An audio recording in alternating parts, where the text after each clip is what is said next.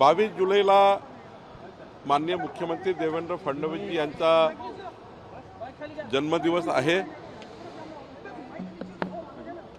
आणि या निमित्ताने महसूल विभागाने राज्याच्या 288 विधानसभेमध्ये छत्रपती शिवाजी महाराजस्व अभियानाची योजना तयार केली आहे आणि सेवा हमी कायद्याच्या सर्व सेवा छत्रपती शिवाजी महाराजस्व अभियानात आम्ही देणार आहोत। शेतकऱ्याचे पांधन रस्ते असतील, वृक्षारोपण असेल, महसूल खात्याच्या विविध सेवा असतील ते आम्ही देणार आहोत। राज्यातील सर्व मंत्री, पालकमंत्री आणि सर्व आमदार या कार्यक्रमाला उपस्थित असणार आहे। या 22 जुलैच्या दिवशी आम्ही हा विचार करतो आहे की राज्यामध्ये जवळपास 10 लाख परिवारांना महसुली सेवा देण्याचा आमचा प्रयत्न राहणार आहे आणि 22 जुलैला आम्ही या ठिकाणी राज्यामध्ये एक मोठा सेवा अभियान करणार आहोत। पांधन रस्त्याची काल तुम्ही नरखेड परिसरात पाहणी केली आहे। ग्रामीण अर्थव्यवस्थेला बूस्ट करणारे हे पांधन रस्ते आहे। महाराष्ट्रात किती ठिकाणी असे रस्ते सुरू आहे, काय स्टेटस आहे आणि निधीची तरतूद कशी होते? महाराष्ट्रामध्ये मुख्यमंत्री बळीराजा पांधन रस्ते योजना सुरुवात झाली आहे। एक 4-5 वर्षामध्ये राज्याचे प्रमुख पांधन रस्ते पूर्ण होतील।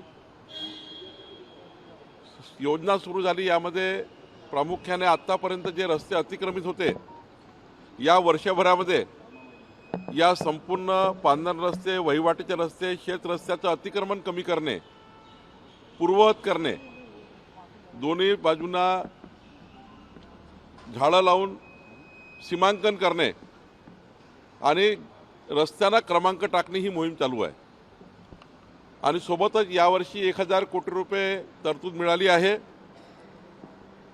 7.5 कोटी ग्रामीण भागाच्या आमदारांना यावर्षी आम्ही दिलेले आहेत। शहरी ग्रामीणच्या आमदारांना 5 कोटी रुपये दिलेले आहेत। ज्या ठिकाणी फक्त 25% ग्रामीण भागात त्यांना 2.5 कोटी रुपये दिले आहेत। 1000 कोटी रुपये या राज्यामध्ये वाटप झालेले आहेत।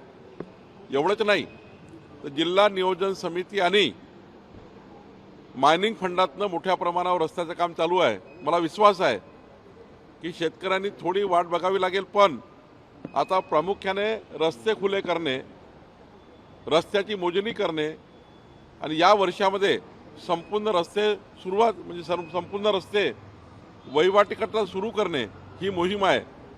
मुख्यमंत्री बळीराजा पांधन रस्ते योजनेमध्ये या संपूर्ण महाराष्ट्राचं शेतकऱ्यांचा जे अत्यंत महत्त्वाचा विषय तो आम्ही हाती घेतलेला आहे। काल उद्धव ठाकरे असं म्हणाले की कुठेतरी देवेंद्र फडणवीस हे पंतप्रधान पदाच्या रेसमध्ये, त्यामुळे दिल्लीकडनं त्यांचे पंख छाटण्याचं काम सुरू आहे। विशेष करून ते ऑपरेशन टायगरवर बोलताना भाष्य करत होते। उद्धवजींनी देवेंद्र फडणवीसच्या भविष्याबद्दल फार काळजी करू नये। उद्धवजींनी त्यांच्या भविष्याची काळजी केली पाहिजे। उद्धवजींनी आदित्यंच्या भविष्याची काळजी केली पाहिजे। आज सर्वच लोक सोडून चालले आहे। थोडं आत्मपरीक्षण करण्याची गरज आहे आणि त्यामुळं देवेंद्र फडणवीसचं काय होईल ते इतके प्रगल्भ आणि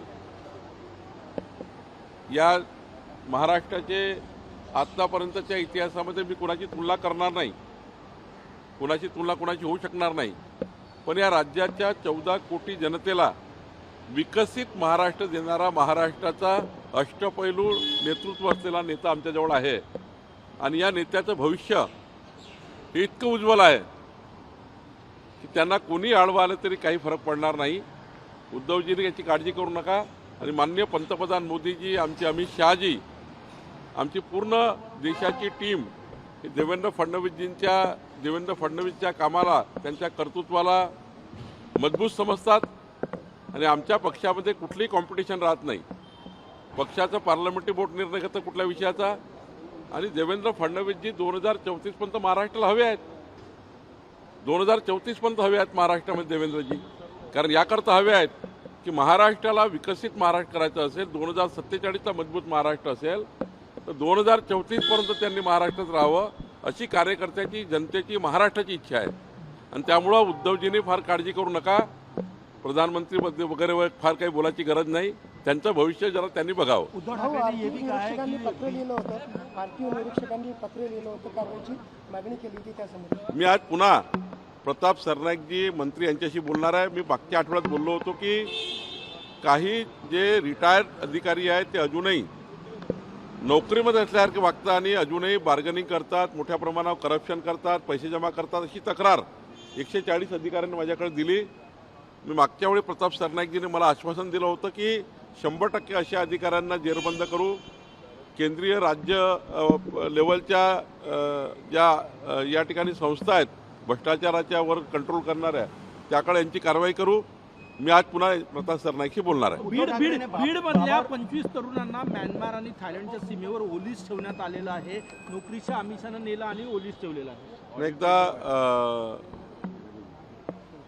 केंद्र सरकारशी या ठिकाणी बोलून काय त्याच्यातला त्यांना रिलीफ मिळेल याची काळजी आमचं सरकार घेईल, आम्ही घेऊ. उद्धव ठाकरे ने भाजपा को बाबर जनता पार्टी कहा है। उन्होंने ये भी कहा है कि बाबर ने राम मंदिर तोड़ा था और ये राम मंदिर लूट रहे हैं। उद्धव ठाकरे जी बीजेपी की चिंता क्यों कर रहे हैं? उद्धव ठाकरे अपनी पार्टी की चिंता करें. अपनी पार्टी क्यों दिन ब दिन छोटी होती जा रही सी चिंता करें. उद्धव ठाकरे जी को छोड़ के सारे लोग जा रहे. वो कहाँ जा रहे? रास्ता भटक गए. रास्ता ढूंढे, अच्छे से काम करे. अपनी पार्टी की चिंता करनी चाहिए.